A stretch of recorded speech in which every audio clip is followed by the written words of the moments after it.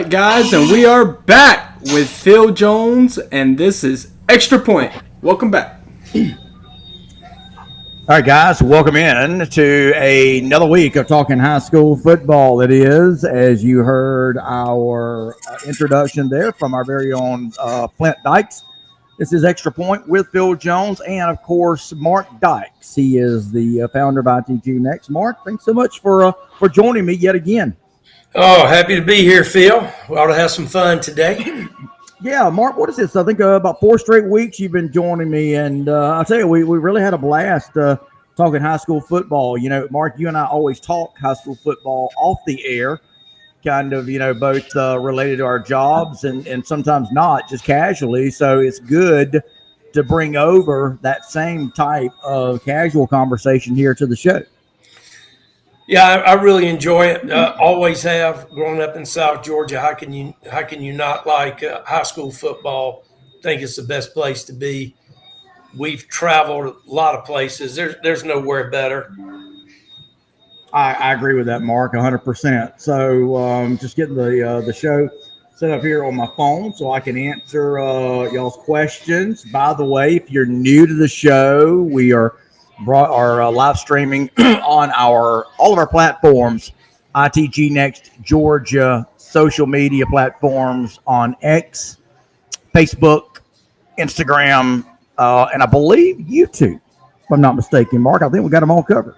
Yeah, that's correct. Got all of them covered, so you can click the link in on any of those platforms and tune in.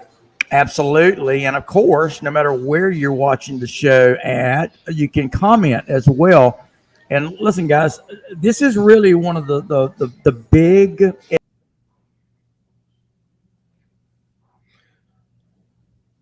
Okay. Did we lose Phil? Yeah, it looks like we lost Phil there for some reason. Guys, we do have a storm rolling here, so bear with us. Hopefully, this does not happen too often. But Well, Phil hopefully we'll get Phil back in just a minute. Guys, a couple of things we're going to talk to Phil about today. I'm sure all of you had the opportunity to check out Phil's list of the all-time great football programs in Georgia. Oh, Phil's back with us. Yeah.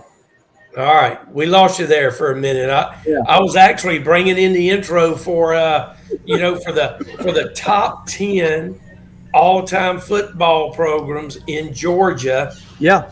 I think the first 2-3 programs are real easy, but Phil, I know you've been taking a little bit of heat for that list. I'm actually going to give you a little bit of a hard time today. So look out. We'll have a little fun with that. But hey, if we want to get started, tell me a little bit about your list. Okay. I think it's a no-brainer. Valdosta at the top. Right.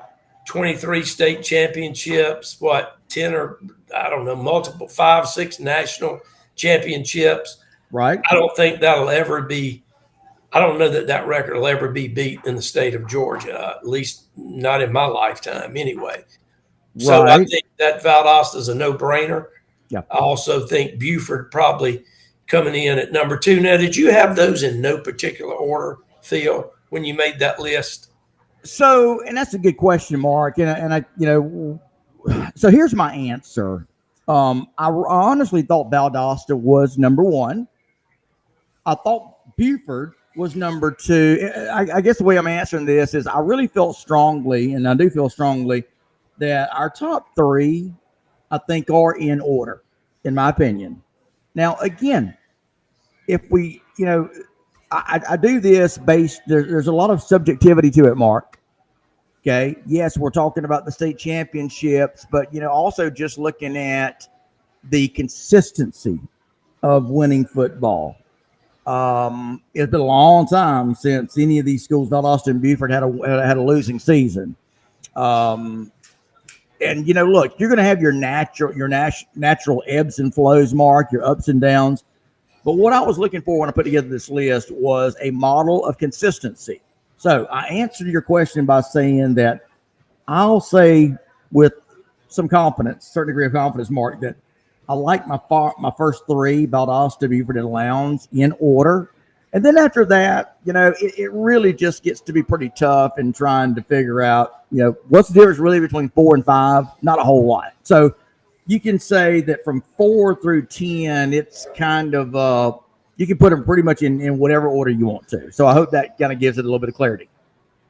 Well, I got to say, I think several people probably going to agree with me on this. I know where you're going. Where I'm going. Lincoln County, I think, got to be on the list. Right. I almost make a case for Lincoln County to be number 3.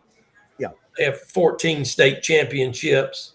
They've had so many great years there. So to me, I think maybe, leaving them off was tough. I think maybe you just kind of blanked out on that go round right there. Yeah, look, and here's the thing about blanked out. I love it. I'm just with you, man. Yeah. Oh, yeah, I love it. Listen, here's the thing about it, okay? And I, first of all, I do agree with you. I agree with everybody. And you're right. That is the one school that I really caught a lot of flack about.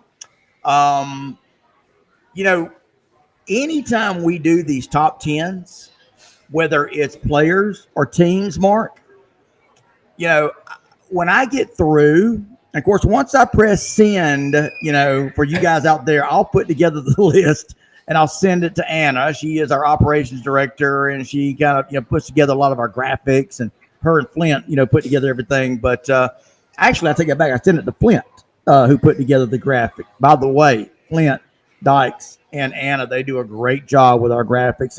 We've got the best graphics of anybody in the business. And am I biased? Yeah, a little bit. But I mean, I think it's legit. Anyway, but once I hit send, Mark, and to our viewers, that's it. There's no going back. But as soon as I hit send, I immediately thought, you know what? I probably should have included Lincoln County. So I will admit that. But that's really the way it is with every top 10 that I do. We also rank these the teams by classification, Mark. We rank the player rankings, of course, and I'm so grateful to be able to do that. I love it. But there's always going to be that one player, that one team that you're going to second guess yourself on. So, well, I agree. There is a lot of subjectivity to it. However, that being said, Valdosta with 24 state championships, a no-brainer. Lincoln County with 14. Buford has 14 state championships. Yes. And then if I'm not mistaken, Clinch County has 8 coming in after that. Warner Robins has 6. Yeah. And I believe Lowndes has 5. I think where people in Calhoun has 5. Now, and which by all those teams are, of course, in my top 10. Yeah. So go ahead. Yeah. And so, I'm a huge Camden County fan, but me too. Do they have that history there behind them? I'm a huge Colquitt fan, looking at the history, but it's subjective. I think that list will be fluid with the exception of Valdosta at the top spot. And again, I certainly don't argue that a bit. Now, again, you just mentioned several of the teams and how many state championships they've won, Mark. I will say this, state titles was not my only criteria. It certainly was a big part. Of course, with Valdosta, it was just the overall win. I mean, they're again the overall winningest program in the United States. We all, kind of no secret there. But when I looked at these teams, and I'll talk about Camden for a second, Mark. So we know the success that Jeff Herron had during his run there. When you think about, and Mark, just reflect for a second. When you think about the run that Jeff Herron and Camden County went on, it really is, for the most part, unparalleled in this state. There was a time there where I didn't think Camden was ever going to lose again. And again, I don't have the numbers in front of me. But it's, again, all about a model of consistency, winning football. And, man, I'm going to tell you, Camden, I say they had that. They really still do, although not quite as successful as when Jeff Herron was there. But we all remember the string that Coach Herron got on. And again, when you thought about winning football programs, consistently winning football programs, and I'm talking about, 10 win seasons. There's a couple of schools, a couple of programs that come to mind, Mark. That would be Camden, Northside, Warner Robins, just right off the top of my head. Well, again, very good programs. That said, of course, Obadiah Farley just mentioned, I believe, in the chat, TCC has 6 state championships. And sure, I think if you talk about legendary runs, I don't know that there's been a better run than Ed Pilcher had at Thomas County Central. I think if you go back and look at what did he win, I mean, it was like 4 or 5 there. I mean, could have won 4 or 5 in a row, or 4 in a row, and barely missed one. But I think TCC could be on that list. In all honesty, I'd probably remove Camden and Colquitt and put TCC on there because of 6 state championships potentially, and put Lincoln on there. But again, it's subjective. Yeah, it is. And again, that's the beauty of it. And look, I've always said this about anything that I do, whether it's rankings or, whatever the case may be. I've never pretended that I know more than anybody else. I've never said that, never will. So the thing I do love, though, is that for the most part, I can put up a pretty good argument in defense of the picks that I do put out there. But at the same time, there's always going to be room to be needled a little bit and for people to come in and make their own points, the point counterpoint, if you will. So again, it's very subjective. Not saying that my list is 100% correct, but it's my opinion. It's what I think, and of course, I try to represent the company and making it our opinion. But again, it's the beautiful thing is when you only put down 10 teams, or in the case of players, Mark, there's always going to be somebody left out. I'm beginning to find, not really beginning to find, but I've always known this. But when you start doing these top 10s, whatever it is, ranking players, teams, what have you, you come to find out just how many, not just good, but great teams we've got. And when you only give credence to 10, whatever, players, teams, when you only give 10, that really is a pretty tough criteria. Well, the bottom line is we're talking about high school football in Georgia, Right. which is there you go. Anytime we can get people talking about it, that's great. Look, I've always said, and have still yet to figure it out, and I know we have a lot of fun with these lists, but the 3-star, 4-star, 5-star athletes, well, what's a star? And who gives out those stars? Right. Because how many times have we seen a 5-star athlete maybe not be quite as good as he was anticipated to be? Mm-hmm. And then how many times have we seen a player that was not even really getting recruited then turn into a really great player that could have been worthy of a 5-star? So it's certainly subjective, but our goal is to lift people up. Let's try to get people talking about it, and maybe we get people in the mix or in the conversation, or teams that maybe don't get as much recognition as they otherwise normally would. So if we get people talking, that's a good thing. I like that list. Again, I would have made a few tweaks. You and I, I cut up with you about it, and we had talked a little bit about that off camera when the list came out. But I think it's good to do those kinds of things. It gets people talking about it, and certainly we're made aware of maybe some teams that got left off. And also the luxury of hindsight's a wonderful thing. No matter how long you spend researching something or looking at something, hindsight's a wonderful thing. And especially you have somebody that's very familiar with a particular area or program or player, and it's like, hey, all you can do is tip your hat and say that's a valid point. Absolutely. What is true when they say, Mark, hindsight is 20/20. It's always going to be crystal clear after the fact. And we could always say, well, why don't we just break that down per classification? That's that's really needling down on it then. But I think we all agree Valdosta's clear cut number one. I think it's tough after that. And I hope Valdosta keeps winning. I hope they can hold on to that winningest high school football program status in the state of Georgia. It's good for Georgia. It's certainly good for South Georgia. I know, Phil, you and I talked about it. I think they had to forfeit those wins. Right. I guess when Rush was there for the season. And yeah, I do think now, it's just 1 or 2 games. Is that correct? Separating them? Yeah, Mark, I mean to catch up, but I think it's about 3 or 4, if I'm not mistaken. And this kind of goes back and forth. The reason for that is there's always been some speculation and some argument, for lack of a better word, of exactly how many total wins Valdosta has. And I think that goes back to whether or not some games were counted during would it have been World War II. Those games ought to count.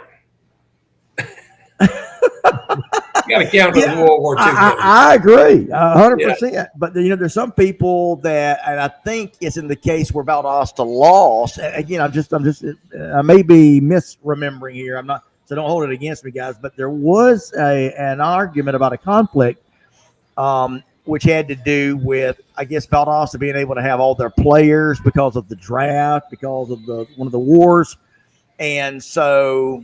I think you can say that there is some losses for Valdosta that was an asterisk attached to it. Again, fair, not fair. That is, I think, one of the arguments. Johnny Holcomb, I know, is checking out the show. Johnny, you are a pretty good, you are Mr. Valdosta High School football president of the Touchdown Club. Nobody knows Valdosta football like Johnny Holcomb does. Johnny, if you can clarify that for us, I know you're watching the show. So if you can clarify that for us and let us know kind of where Valdosta is. Here's the interesting thing real quick, Mark, and I think our viewers will find this interesting. So Massillon, Ohio, which you went up there to represent us a couple of years ago when Valdosta went to Massillon, right? Yes, correct. Yeah. So you obviously saw the all the pomp, circumstance, the energy, the size of the crowd, the stadium. I mean, there's a reason that they're on Valdosta's heels for the number of all-time victories. Now, my thing is, outside of Massillon, again, right in the shadows of the NFL Hall of Fame there in Canton. But here's what's interesting. Outside of Valdosta and Massillon, you've got 2 teams from Kentucky. One is Male, M-A-L-E High School in Male, Kentucky. And there's another one. I think those are 3 and 4. I find that interesting in a state, the Bluegrass state as is known. I find that interesting in a state where basketball is king and even high school and college, that you've got 2 of the 5 winningest football programs in the country hail from Kentucky, Mark. I find that's kind of fascinating to me. Well, Kentucky's certainly a basketball state. You're right. Yeah. I'm not really familiar with those schools. I think, they're probably in smaller communities. I think I can say this about Massillon, having gone up there. Yeah. That's a wonderful small town, and it's a very small town. I did not realize that. Yeah, it's a very small town. Their stadium seats, I think it seats about 15,000 people. Yeah. And they actually get they have a huge fan base from, all the counties that border them. They actually come to their games very, very entrenched. That's where Paul Brown is from. It's, a lot of history around football in that community. They're fine people. They're certainly, I can tell you this about Massillon. They are all pulling in the same direction. Everybody in that community, the high school coach, the AD, the Touchdown Club, administration, the mayor, everybody is all on board with that team. They desperately want to be the winningest high school football program in the nation. They are aware of it. They talk about it. They want to get that record. And again, they're all pulling in the same direction, I got to tell you. And they're very, I got to tell you, it reminds me of Valdosta. They have a museum. They have someone that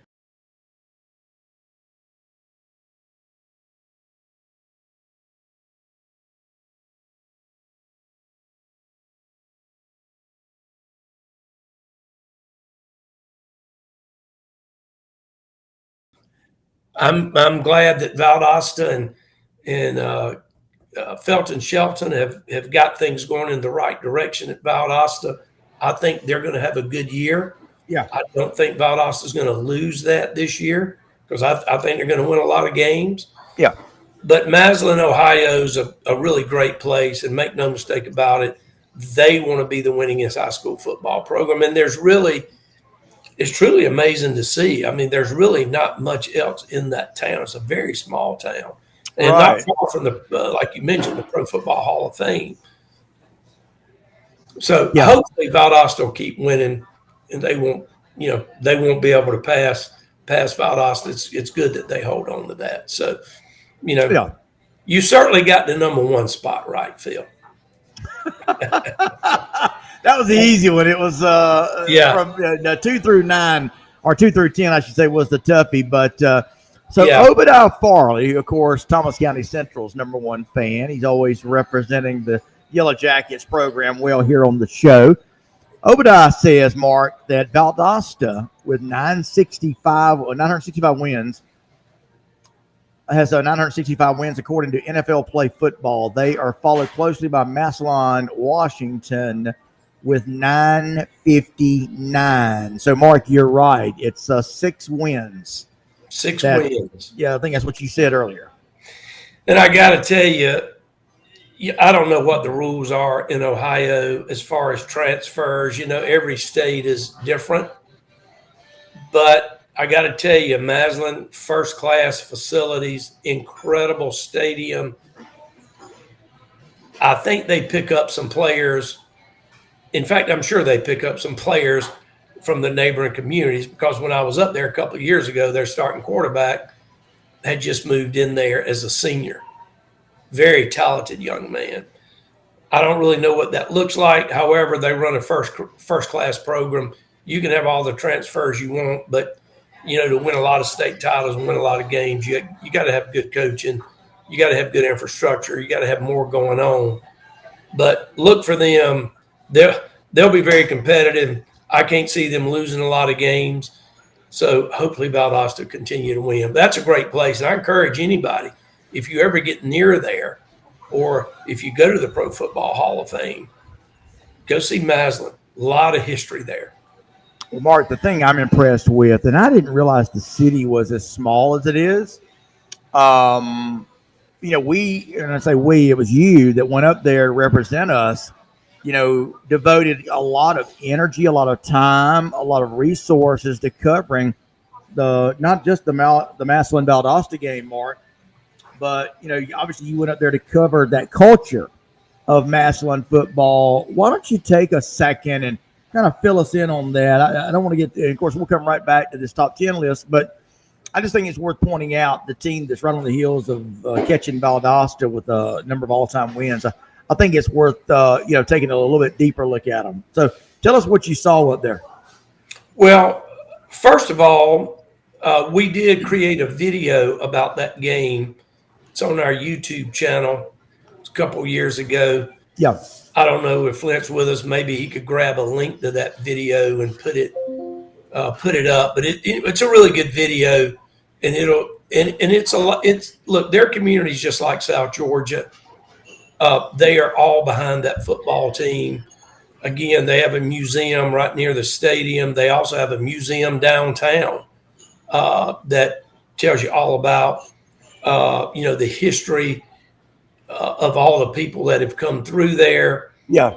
They have, again, neighboring counties. It would be like, for example, in South Georgia, if you're in Moultrie, and then you have season ticket holders that live in Worth County or Cook County or Brooks County. That's what they have.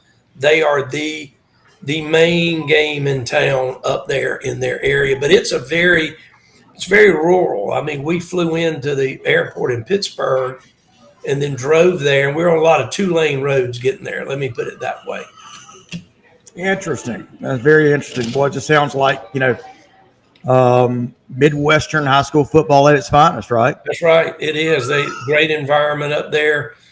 Would like to go back up there and do a deep dive into the whole program. I mean, we couldn't do it justice in the video that we put out. That we did give you a glimpse, a little overview of it. You can see some of the facilities, the stadium, talk with the coach, and then obviously covered the game. But you could easily go back up there and spend some days and do a really nice little mini documentary about that place. Absolutely. You're watching Extra Point with Phil Jones. Mark Dykes in with me. Big thanks to our friends here at Mellow Mushroom, who have been quite the host for our show this past month. So we want to give a big thanks to them. Also, thanks to Dr. Kevin Collins of the Houston Clinic, one of our sponsors. Also, Pepsi Cola of Valdosta serving as our two sponsors. So a big thanks to Dr. Kevin Collins of the Houston Clinic, as well as Doyer DeLoach and our friends at Pepsi Cola. So any other comments, Mark, before we move on with our top 10? I will ask you this. You said you had a couple of teams that you would put in place. I think we all in agreement, even me, after the fact, would probably concede that, yes, Lincoln County does belong. So I am here today on the fly, Mark, at 5:56, going to officially admit that Lincoln County should be in. So we're going to make it the all-time top 11. All-time top 11. I like it. Yeah, Lincoln County's got to be in there. I think, again, TCC makes a good argument to get in there too. I think you have to look at state championships. That's just my opinion. I think Colquitt has 3, Camden has 3, Northside has 3, Grayson has 4. I don't know that there's a better run that Ed Pilcher had at Thomas County Central. Back in the day when he was there, and he did it the old-fashioned way. He did not have, if I'm not mistaken, and Obadiah's an expert, I only think for all those state championships, he only had 1 or 2 D1 athletes on the team. Really? They won those games off physicality and discipline. But I'm almost positive I heard that. And I think he told me that. Coach Pilcher did years ago. But I don't How about that? I know they didn't have a lot of talent. Again, I think the number was 1 D1 recruit during those years where they won all those state championships. And I mean, you don't really need to say that. Tells you everything you need to know. I think about a program and a community, and I tell you, that's another thing that he told me. I've had some great conversations with coaches and really enjoyed talking to Coach Pilcher. And he mentioned to me, he said, look, to be successful and win state championships, you've got to have everybody pulling in the same direction. The coach, the athletic director, the touchdown club, the superintendent. Everybody's got to be going in the same direction. You could have the best team in the world and the coach is doing a great job, but if you got a touchdown club that's pulling in a different direction, or somebody in administration that's not on board with what's going on, it's not a matter of if, it's just when things are going to come unglued, or you're not going to get to that final destination. You got to have everybody. A lot of things have to go right, and you got to have everybody on the same page. And again, I don't want to get too far off, but Mark, I think when you talk about teams and schools that fit the criteria you just laid out, I don't think that it goes any further than Tift County, which, by the way, Jeff Littleton doing a fantastic job of restoring Tift County Blue Devil football to where it once was. And that's a great school, great athletic director. Really like Chris Davis up there at Tift, and really all those entire administration and coaches. But Tift County took a tumble there for a while. But anyway, that's just one of the schools that comes to mind. If you take your eye off the ball, so to speak, things can go off the rails pretty quickly.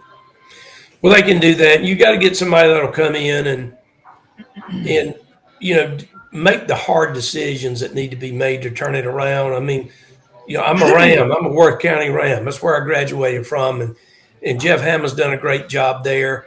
Had a chance to talk with him a couple of weeks ago. I know we put out a video from our interview with him. He's breathed life into that program that was not there, and has at least now some community support for that program. And a big part of it is getting all the kids to come out and participate. Look, there's great athletes all over South Georgia. You got to get them in the program and get them to stay in the program and get on the same page with you. But that's just an example, and that's what's got to happen in TIP. Jeff Littleton's breathing life back into that program, and he's got to get some community involvement. Look, it takes money to run a program over and above what you're getting. So you need to get people to donate to the program. I think he's doing a great job there. We'll see. It'll pay off, but it takes time. It just doesn't happen overnight. Absolutely. Let's go and check out some of our comments, Mark, from some of the folks that are watching the show. We got a lot of people checking out the show. We got some pretty interesting comments, Mark. I want to say hello to my buddy Austin A.B. Butler. Says hello, Phil and Mark, the men of the hour and a half. He says, what's up, guys? Now, Austin is up in the Rome area, does a pretty good job. Well, I didn't say pretty good job. No, Mark, Austin does a great job of covering the northwest corner of the state, especially the Rome Wolves. Mark, should Rome have made the all-time top 10? Great environment in Rome. Again, I have to look at history when I'm thinking about that list. And I got to be honest, I would have to delve into Rome's history to really know if they should have made that top 10. Again, I feel like TCC could have been on that list. Lincoln should be on the list. There's no disagreeing that Rome is an incredible place, especially today. I think if you want to, I think you could create another list, Phil. Where would you want to? What are the top 10 programs to play for today? Say that again now. Say it again. What would be your top 10 if you are a player? What would be the top 10 destinations where you would like to play? Oh, wow. That's a different list. So we should give that some thought. In fact, we should come up with that list and talk about it next week. Maybe let's do that next week or the week after. But I do think, things change. That all-time list, clearly, history is a big part of it. If you were playing today, where would you want to be today? Wow, Mark, that is a great topic. I don't know why we hadn't thought of that earlier. So your destination school. Yeah, your destination school. If I could play anywhere, where would that be? Where do we think? What destination gives you the best opportunity to win a state championship, and also quality of life? Quality of coaching, facilities come into play. And unfortunately, look, great facilities don't guarantee wins. I've mentioned on this show multiple times. Sure. I've been all over the country. Been to St. Thomas Aquinas multiple times. Yep. And their facilities, they got a nice feel, but their weight room, most middle school weight rooms in South Georgia are better than St. Thomas Aquinas weight room. Again, it's just not the best facilities. Now, that said, they win because of the people there. So, Mark, what a great example that is. I want everybody to stop and hear what Mark's saying. You probably, when you hear St. Thomas Aquinas, most of you probably think the Taj Mahal, 5-star, the Four Seasons. But it's not like that at all, as Mark is explaining. Yeah, it's not. That school, I got to be totally honest with you. I went down there, 5 years ago for the first time. And my expectation was just what you said. But the school is older. It's been there a long time. It's not in the best part of town. However, it's a very good school, both academically and athletically. And we have a couple of videos coming out with St. Thomas Aquinas that'll be coming out here in the next week or two. Yeah. I want to make sure everybody can watch them and have a great interview with their athletic director, Twan Russell. When you listen to that interview with him, look, their AD, he left a great job with the Miami Dolphins, right, to come be an AD at St. Thomas Aquinas. And once you talk to him and Roger Harriet, and you talk to the people there and the other coaches, I can't explain it. You just have to go there and talk to them and see it. But again, it's certainly not the Taj Mahal. Their facilities are not that great. Nice football stadium, and their stadiums are nice. Their baseball stadium's very nice. But they don't have the indoor facility. They don't have all the bells and whistles that these South Georgia schools have even. Yeah.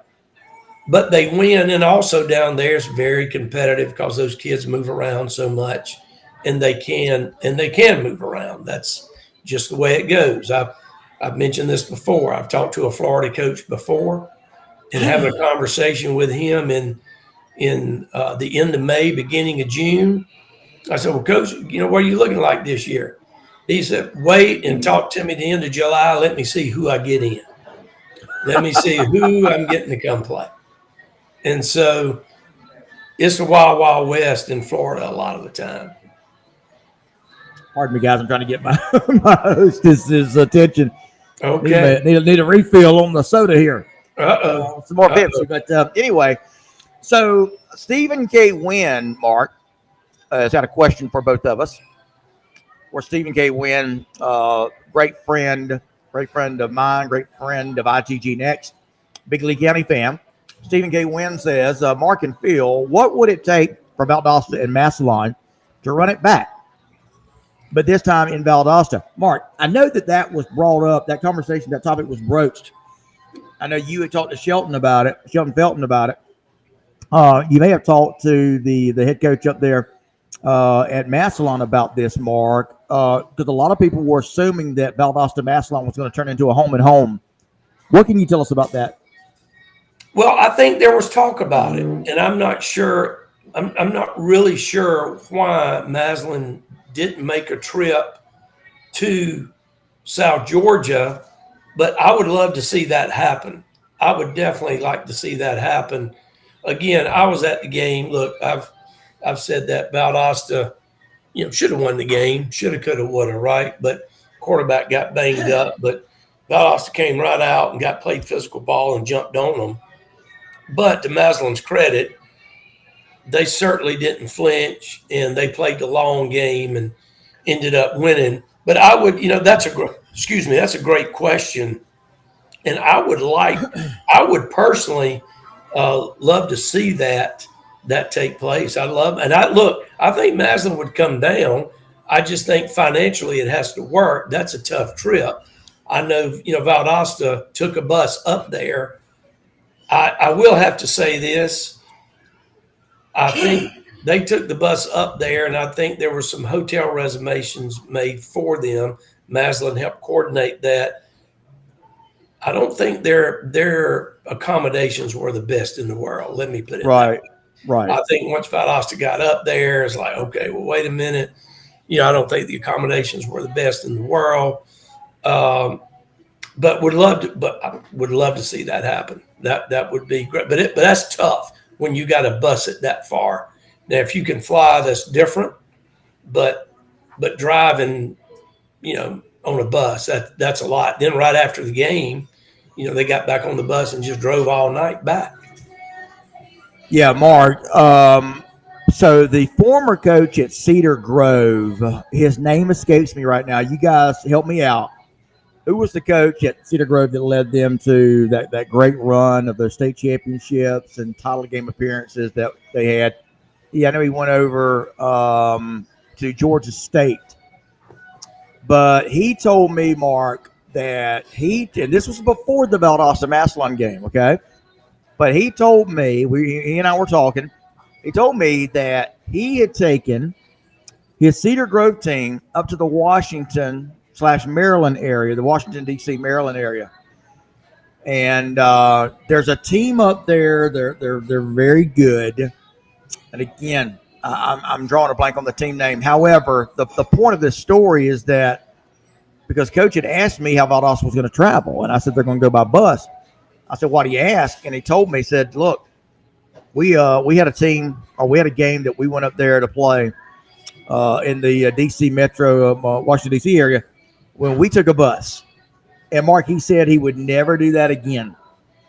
The level of wear and tear on the players, and you think just riding in a bus is not going to put a lot of wear and tear, but it really does. You know, that's a long time to be seated. You know, whether it's charter buses or not, that's going to get uncomfortable. And there was even some speculation, Mark, and not taking anything away from Massillon, that long bus ride may have had something to do with Valdosta's performance. Now, who knows? You know, maybe not. But it could have. Look, I think the longest trip I've made many years ago. I'll date myself. My sophomore year of college, I went to the University of Colorado. Phil, are you thirsting to death over there?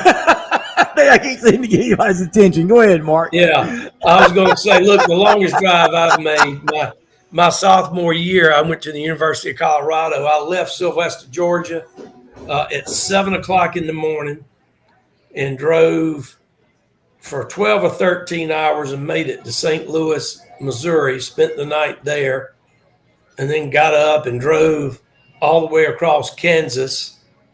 Spent the night, but anyways, 33 hours of driving from Sylvester to Boulder, Colorado, 30 or 35 hours of driving. That's actual drive time. And wow, I tell you, that's tough if you're going, when you start getting over 14 hours in a car, you know, in a day or on a bus. I mean, that's 14, 15 hours. That's tough. Man. Mark, I didn't realize you had done that. That's, yeah, you're right. That's hard. So, anyway. And Phil, a funny story I got to tell. Sure. Driving through Kansas, I came up on a toll road, and I was almost out of gas. And look, this is back in 1981. And I said, well, how far is the nearest gas station? And they said, well, it's like 28 miles, you know, away. And, you know, I said, I don't know that we're going to make it. I had somebody with me. True story. We get off the exit, and my car cut off, and I coasted to the gas pump. Felt so great. Filled the car up with gas. I said, man, thank goodness we made it. And once I'd filled the car up, the car would not crank. The starter went out on my car in the middle of Kansas. Oh, no. Anyway, had to deal with that as a, you know, had no money to begin with. And right. I got to deal with this startup. But anyway, yeah, I don't have good memories in Kansas. It sounds like it. All right. So anyway, again, we're talking about our top 10 list all-time high school football teams. It's gotten a lot of engagement. Mark, I think you had shared how many people had viewed the list, I believe. Yeah. Crazy amount of people. I don't know. Between Instagram and Facebook, just, I don't know, probably 280,000 views. Wow. Something like that.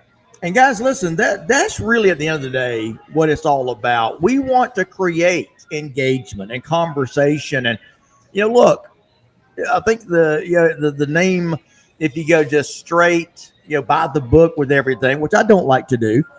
I think they call it going straight chalk. Okay. And I don't really want to do that. I really like to go with, create a little controversy, but at the same time, we definitely want to be credible. I'll say this and we'll move on. Mark, when you think of a team, just right off the top of your head, model of consistency, winning football, my school that comes to mind, and of course, again, we've got a lot of great schools listed here. But I got to be honest with you, Mark. When I think of Northside Warner Robins, 70s, 80s, 90s. I mean, Northside went through a real dominant period, and just all the time of covering high school football, that's one of the schools that immediately come to mind when we're talking about a model of consistent winning. Yeah, Conrad Nix had done an incredible job there, with what he built. I can remember going to that program when he was there. And I'll tell you another thing, and this is kind of off subject, but it was hard to go into Northside and win. First of all, they're very competitive, but you weren't going to get any calls against Northside up there. You just weren't. I've seen some questionable things up there. That said, Conrad Nix did an outstanding job building that program.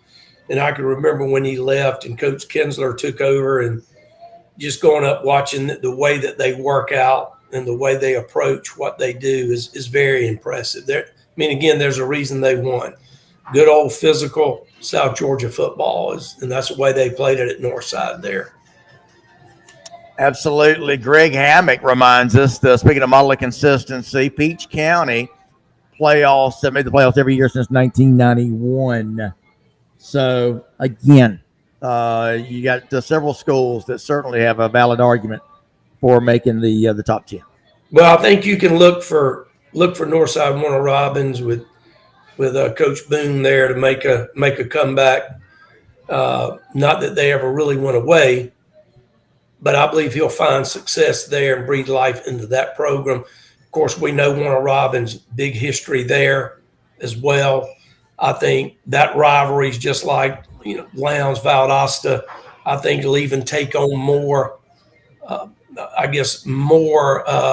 make more, more of an impression now since having you coach at Northside. I know they want to get back on the winning side of that. Speaking of Northside, this is kind of what I was referring to. D. Smith, big Northside fan. By the way, I've been taught, Mark, I am not to refer to Northside as Northside Warner Robins. Yeah, they don't like to put that Warner Robins in there with that. Is a big, big no-no. Absolutely. So, but D. Smith tells me that 18 years of 18 straight seasons of 10 wins or more. Now think about that. That's insane. That is insane. Really is. And I'm assuming he knows what he's talking about. That's an unbelievable stat. Isn't it though? But Mark, that's where my memory goes. When you live that, which we did, and we have here in the state covering high school football. That's what my memory is when you think of Northside Warner Robins. Well, that reminds me of FSU when Bobby Bowden was there, and if I'm not mistaken, it was like 10 plus years they were in the top 5.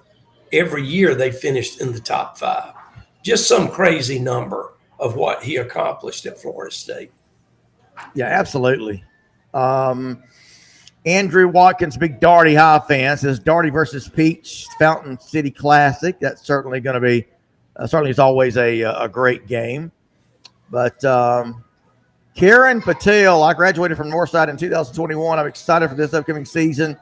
I think it'll be a breath of fresh air for Northside fans as of recent. So, again, here we go talking about Northside. Mark, is even with all the consistency of winning, they too finally ran into a downtime.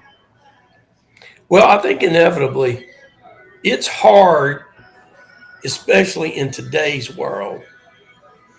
I mean, it's hard to win. It's hard to win consistently over a period of time. It just really is. Because there's so many variables, I think, that impact even high school football now. Yeah, it's just no question. Very difficult. Yeah. All right, Mark. So a couple of other things we want to talk about. Is there anything else on the top 10 you want to talk about, Mark? I think that'll do it. It's top 11 now. We know that. Top 11. That's right. I stand corrected. Yeah. By the way, we do want to encourage everybody that going to be coming out, releasing our Class 3A top 10. Should be out this week. And again, I give you a little sneak peek. Going to be a couple of interesting teams in that Class 3A top 10. I'm just curious if anybody knows who I'm talking about. I'm not going to release it. I'm not going to tell you who it is, but a couple of teams in Class 3A, our preseason top 10, going to be coming out here in the next couple of days. And who do you think I'm referring to? So would take a shot, guys, and let me know what you think. But, okay. So Mark actually came up with this idea, and we talked about it last week. We teased it a little bit. Mark, you had come up with this idea of what if, just having fun, what if we could have a high school football draft? A mock draft. That's right. A mock draft. That's right. And again, guys, make sure you understand this is all for fun. Okay. We know this will never happen, but Mark was thinking, look, what if we have a mock draft of, picking the top high school football players, and we'll pretend that, all of us are owners and general managers, and we get to draft the state of Georgia high school football players. And with that said, Mark Dykes, with the number 1 pick in the 2025 Georgia high school football draft, your selection is? Well, look, this is going to be an obvious pick. I mean, I don't think would be any question, at least in my opinion, but I would have to go with Tyler Atkinson. Wow, how about that? Most everyone, I'm going with the consensus number 1 player in Georgia, or he's in everybody's top 2 or 3. But having been up to Grayson, seen this young man up close and personal, having seen the way he handles himself, he's a first-class guy, very humble guy, hungry. He will be an asset wherever he winds up at college at the next level. I would take defense. I would go with defense in this particular case. I couldn't let him slip away. How about that? So I got to tell you, I'm a little torn here because I really want to go with offense. You know how I feel about quarterbacks, Mark. That's right. I got to tell you, I would probably go with Travis Burgess of Grayson, the high school, went out and participated in the Elite 11, selected as one of the Elite 11, going out to California recently. The poise, the height, the arm, obviously led Grayson to a state championship last year. I like Travis Burgess, Grayson. He'll be not my number 1 pick. That's a great choice. And, he's on my list somewhere. Got to say that. Love that kid. Another fine young man. So Phil, with the number 2 pick, who you got? So my buddy Stephen K. Wynn is all over it. Stephen, you're right on top with me here, buddy. I'm going with. I'll go to the other side of the football. I'm going to go with Deuce Gerald, the dominant 5-star defensive lineman for the Collins Hill Eagles, who is absolutely showing out in these OTAs here recently. So I'm going to go with Deuce Gerald for Collins Hill, Mark. Okay, I can tell we're going to have a lot of overlap, I think, to a degree, because he will show up on my list. But that said, I think with my number 2 pick, I'm going to stay with defense and go Xavier Griffin again. Oh, yep. That was going to be my next pick. Yeah. Absolutely. Again, another young man I've had an opportunity to meet several times, conducts himself in a very, very good way, hungry kid. He'll do big things at the next level. So I'm basically kind of shoring up my defense here with these first couple of picks, but I got to go with who I feel is the best available at the time. Yeah, I guess if we, I guess in a situation like this, and it makes me think, I guess you probably would want to start drafting athletes, right? You would. I got an athlete on my list. All right, so we did this last time. I went back to back. Let's let you go back to back on this one. Okay. Well, I'm gonna go to offense this time, and I too would have taken Travis Burgess, the QB at Grayson. Okay. So I'll tell you, I was going to go with Xavier Griffin. I can't believe that really he's lasted. Where we at pick number 3 so far, Right? But I got to go with Xavier Griffin of course, Gainesville High School. Okay. All right. So I would at this point go with the big tight end at Bowden. Prothro. Yes, that's him, Brothrow. Mm-hmm. Well, what a dominant player he is. I am a believer in tight ends, and if you have a big tight end that can catch the ball at the high school level and will use him, creates mismatches all over the field. Let me tell you, who is he? The Bowden young man. Bowden, Bowden. Caden Prothro. Yeah. I got to be honest with you. Milton utilizes their tight ends about as well as any school. Oh, let me just say this. They utilize the tight end position as well as any school that I've ever seen, Mark. I'm a firm believer in tight end play. You just, at the high school level, well, it's hard to find a good tight end that can catch the ball. I mean, you got to have a certain body type. You also have to be able to move. You got to be able to catch the ball.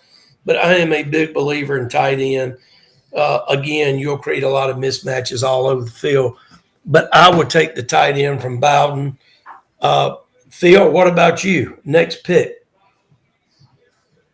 Speaking of tight ends, I'm going to go with Grant Haviland. He is a junior tight end there at Milton. Grant Haviland. Okay. Junior tight end. I'll stay on the offensive side of the ball and give me Jalen Martin, running back at Cockwood. Oh, I was about to take him. Yeah. I would. Give me a good tough South Georgia running back. All right, I'm going to turn. So I'm going to go with Ryan. I'm going to stay with Milton. And I tell you, you're not going to go wrong sticking with Milton, right, Mark? I'm going to go with Ryan G. Now, talk about versatility. Ryan G, 5-star offensive lineman / tight end. And guess what, Mark? He's a freshman. Well, I will flip over on the defensive side of the ball and take Tristan Givens. He's an edge rusher from Carver, Columbus. Oh my gosh. How did he go this far in our draft? Yeah, he's an incredible athlete. What are our listeners, our viewers, I should say? Jamie Fraley Seeger checking in from Ware County. Says, hey, Phil Jones. Now, Jamie, what do you mean Ware County? I'm guessing you happen to just be physically in Ware County, because we know, Jamie, that you are a Camden County fan. But hello, Jamie. Thanks so much. I always love to see your smiling face checking in here. Jamie Fraley Seeger, big Camden County fan, Mark. Gotta love Camden County. Like to see what they're going to do this year. Same. Well, they've got a heck of a quarterback battle, by the way, in Camden County. So you had the young man who has been I think a 3-year starter for Camden County. Um, this off season, you had Will Jackson, quarterback, came in from, I believe it was South Florida, and so what they're going to do at Camden is they're going to take the starter. Somebody help me remember his name. They're going to take the 3-year starter at quarterback, and they're going to move him, I believe, to wide receiver. He's very versatile. He's a great athlete. But Will Jackson is going to get the start.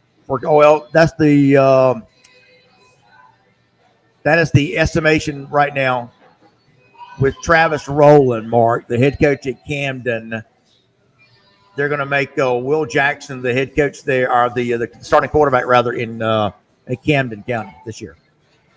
Well, he's coming from Florida, so you know, we may see an influx of Florida players up going up to Camden. Which, look, I think there have been some players from Camden come up. I mean, some players from North Florida that border them come up and play in Camden. And Camden's a great place, great community, great atmosphere for high school football. I think he'll do a great job. I know that coach has a lot of energy. No doubt about it. I want to say hello to my buddy Rusty Cravey, Tift County boy. Rusty Cravey, what's up, my friend? Always love to see you here checking out the show. I'm going to go with Jace Johnson. Jace Juice Johnson, Mark, quarterback for the Lowndes Eye Vikings. Heck of a player. Definitely a lot of potential with him. At this point, I probably let it, and you've already chosen, but Deuce Gerald's at Collins Hill, I would have, is on my list. I think, whoever gets that kid, he is a man. All right, so what do you guys think? You're listening to me and Mark make our picks. This again is the all just for fun draft 2025. Which player are you taking, or players are you taking? Stephen K. Wynn says I'm going with Deuce Lawrence, Stephen Cannon, and Jaden Upshaw. Let me tell you, Benedictine Stephen Cannon, quarterback, is coming back into his starting position. And then, of course, you got Deuce Lawrence, Thomas County Central. Christian Deuce Lawrence. Listen, Mark, Thomas County Central is, I think they've got 17 players now with Division I offers. Not surprising. Do not sleep on Thomas County Central. I think everybody talks about, and rightfully so, Milton. But you can't sleep on Thomas County Central. Gainesville's another program. They have a lot of people, a lot of talent. I think Justin Rogers is right where he wants to be. Yeah. He has a great team. Some people are talking about him. But again, the topic of conversation, Milton's gone back to back. Yep. Can they three-peat? You think they can. Yeah. You think they can. Now, I personally don't know how you can replace all the senior leadership that they lost. But if I'm not mistaken, Phil, you had picked Milton to beat Buford, right? I believe I did. Yeah. I believe I did. Yeah. Yeah. Phil, that will not happen. Really? Coach Reeves has done an outstanding job at Milton. I'm a big believer in Coach Reeves. He's done a great job. I can tell you, I believe they'll be ready to go, but I can't see Buford's going to make some noise. Let's put it that way. Look, Buford and Grayson in the state championship. I mean, I don't know how the brackets line up, if that could happen or not. But yeah, I don't really see how Buford loses to Milton in that new stadium. Buford always has a lot of talent. I think if you look top to bottom on that roster, look at the players, I do think they're going back to basics now. They're hungry. I think they'll come out, play as a team. Buford will be hard to contend with this year. Yeah, look, Mark, I think Brian Appling has had probably the best team, to be very honest with you, in the state's highest classification for the last couple of years. Love Coach Appling. He is the kind of guy. Well, what do you look like the Walking Tall character? You remember that? That's right. That's right. And his mantra, Mark, if you'll remember, Walking Tall, he talked slowly, but carried a big stick. Yeah, speaks off, carry a big stick. Yeah. There you go. That's kind of how Brian Appling is who I think about when I hear, about Big John. And I just think that he doesn't say a lot. Well, I know he doesn't. Doesn't say a whole lot. Not a lot of rah-rah with him. Really depends on his assistant coaches, Mark, to do a lot. But let me tell you, at the end of the day, Brian Appling does a fantastic job. But having said that, Marky, he's got a lot of great talent. And I think the expectations are super high in Buford. They want another state title, Mark. They play for state titles at Buford. That's what they do. I do believe that Buford's going to have a great season. I also think that Milton lost a lot. Nobody was going to beat Milton last year. It just wasn't going to happen. Here. Lee County has a very good ball club last year, period. Yeah. Very well coached, a lot of athletes. A bounce here, bounce there. That game could have been closer, but at the end of the day, it was played at Milton. Had Milton had to come to Lee County, things could have been different. But I just don't think anybody's beaten them. And now, I think 6A is more wide open this year. Certainly more wide open than it was last year. No doubt. Look, don't be surprised if TCC's not back in it. And don't sleep on Lee County or Coffee. We all know how difficult that region is. Everybody's talking about Milton, Gainesville, 2 first-class programs, 2 great coaches. But like I've said before, and this would come up in our top 10 of where would you want to go play? Yeah. If I'm a coach right now and you said you could go anywhere, go to any program in the state of Georgia, Thomas County Central may be the place I go. Listen, checks a lot of boxes. Yep. And with everything they have going on there, facilities going to be some of the finest facilities. Mark. Location, everything. Coaching.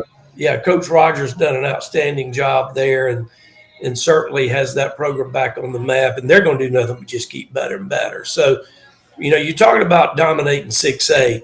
I believe domination in 6A could revert back down to South Georgia, especially with this transfer rule coming into play, potentially, where it's just, you're not going to be able to transfer so easily if that, in fact, is policed the way it should be.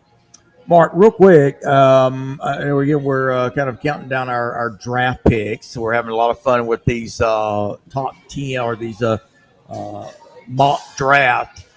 But you brought up the playoffs and the playoff brackets. And I just want to mention something real quick.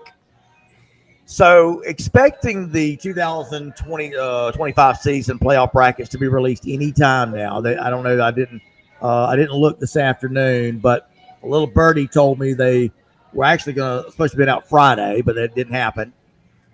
But if things go the way a lot of us want or hope at the GHSA, Mark, next year, the GHSA will have the larger classifications will adopt the power rankings to give us the playoff matchups. Okay? I think that's a great idea. I think it should be that way. Right. Now, I say, and I do too.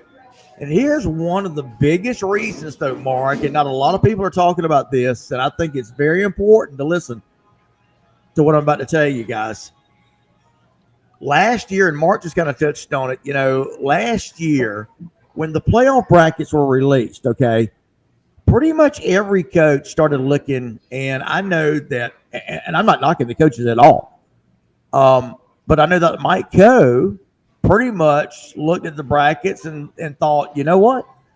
I can tell you exactly who we're going to be playing in round 3, and he was right. Dean Fabrizio. I remember Coach Fabrizio telling me that, Phil, we're probably going to be playing Milton, Coach Reeves and Milton in the semifinals. And Mark, he was right. And now, there's nothing really wrong with that. But I guess there's something though that bothers me a little bit about the level of predictability. Well, the level of predictability, but also, look, I've had a coach tell me, hey, we'd be better off being the 2 seed. Exactly. And that's what Our happened. route would be easier. Our path would be easier. So this will eliminate it. Plus, I mean, who wants to see the state championship matchup in the semifinals? Here, Mark. Final? Here. And that has happened. Well, Mark, again, and I know Coach doesn't mind me talking about that because he was pretty straightforward with it last year. If you guys will remember, we did the Coffee Thomas County Central game, last game of the ITG Next Game of the Week last year, right? Yes, right. Okay. Mm-hmm. So we did the Thomas County Central Coffee game. For all intents and purposes, that was going to be a mammoth game. You had playoff seeding on the line. You had Coffee potentially playing for a home playoff game in round 1, Mark.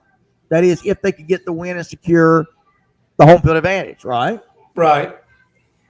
Well, Mike Coe tells me that, look, he said, look, we're not really concerned about getting the 2 seed. We think our easier path will be by way of the 3rd seed. And Mark, turns out he was right. Look, it happens whenever, like you said, the predictability factor being there. But this will eliminate it. I believe they'll pass that. And so go to the power rankings and, that'll be out the window. It will be, because here's why, and we'll close with this. So coaches will no longer, they will not know who their playoff opponent's going to be until, the game, say in a weekend's time, game is over. Well, that's only then will you know who your playoff opponent's going to be, because again, they're taking into account, the algorithm, Mark, that includes some points for. I mean, there's a big formula for it, but it's really impossible to predict who your playoff opponent's going to be, and that's the key. And that's why, you guys will remember last year, I was even calling for something akin to a reseeding. Got caught with a lot of pessimism, and I get it, but this will, in essence, be a reseeding of its own, instead of being able to predict who's going to be playing who in the playoffs. Right. Well, I think it'll be good. And look, I think the GHSA has done a great job with the changes they're making. So, 100%. I think the big thing with the transfer rule, if they could just eliminate like making multiple transfers. So, you transfer one time, you got to show us legit, but you can't be transferring after that. Reseeding, power rankings for the playoff, that's a great thing. It's going to do nothing but help the game. I think high school football in Georgia is in a great place, and that is partly because of the decisions that GHSA makes. I don't envy the leadership at the GHSA, because you cannot please everybody all of the time. It's an impossibility. And, everybody's not on a level playing field, but there's nothing they can do about that in certain instances. But, hey, the season's just around the corner. Looking forward to it. Phil, I know it's been a great show, man. I'm blinking my eyes here, and it seems like time has just flown by. It really has, Mark. Same way. I'm looking up, and here we are at 6:44. So I guess it's time that we wind this thing down. And Mark, I'll give you the final word. You have your final word. I'll have my final word. Mark, what's your final word today as we bid adieu to the fans out there watching Extra Point? Final word today, a couple. Well, I'm glad we got the list changed from 10 to 11. Get one more last dig on that. Got Lincoln County in there. Also, I think next week we can talk about maybe top 10 destinations where you would like to play? Yes, If love you're, that. if you're a high school football player or a parent, where would you like your kid to play? And you can, we'll talk about, what hours will be. Maybe we'll put something out on that prior to. That said, just looking forward to a great season of football. Same here, and I do want to remind you with my last word. I just want to remind everybody to some couple of things to be looking out for. We'll continue with our top 10 rankings by classification. It's our top 10 preseason rankings. Yours truly taking care of those, and we'll next classification mark is to put out Class 3A. And I mentioned earlier, there's a couple of teams that you're probably not going to see coming. But mark my word, there are a couple of teams that's bringing everybody back this year.